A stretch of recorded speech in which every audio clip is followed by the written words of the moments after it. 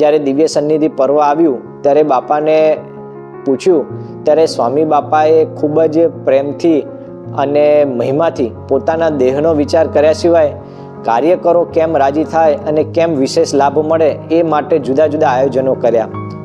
દરેકને ચરણ સ્પર્શનો લાભ મળે જે અત્યારે શક્ય જ નથી, પણ સ્વામી બાપાએ સામેથી બધું ઊભું કર્યું.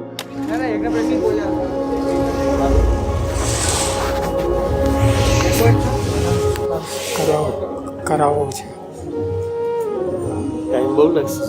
ટાઈમ બહુ લાગશે. શું કહો છો? ચરણ સ્પર્શ કરાવો છે. એ પછી ગોઠવેલું છે, આયોજન કર્યું છે બાપા સામે અહીંયા આવીને અને ફોટો છે પડાવશે આપની સાથે. આ જે સ્મૃતિ ભેટ છે આવશે, ઊભા રહેશે અને ફોટો પડશે. આપના દર્શન આવતા આવતા કરશે, પછી નીકળી જશે. પહેલાંમાં તો સ્વામી ટાઈમ બહુ લાગશે.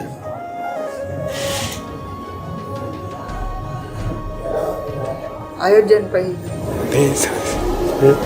ભેગું થશે. આજે છે ફોટોનું, આજે છે અમે કરી દઈએ, ચલો વિચારી વિચારવું પડશે. કરવું છે. તો પછી સ્વામી તો ભાઈ આવતીકાલે રાખીએ, કારણ કે બધાનું મેડિકલ કરાવવું ને બધું માસ્ક પછી આપો. માસ્ક તો અમારી પાસે જોઈ લઈએ. ચલો ને અમે આયોજન પણ કરવું પડે.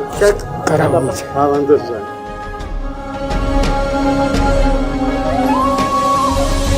પૂજ્ય વડીલ સંતો ના પાડી, પણ સ્વામી બાપાએ મક્કમતાથી કીધું કે ના, આપણે આ તો કરવું જ છે. કાર્યકરોનું જે સમર્પણ છે, જે નિષ્ઠા છે, જે સેવા છે, એના ઉપર સ્વામી બાપાનો ખૂબ રાજીપો છે અને પોતે બધાથી ઉપરવટ થઈ અને આખું આયોજન કર્યું.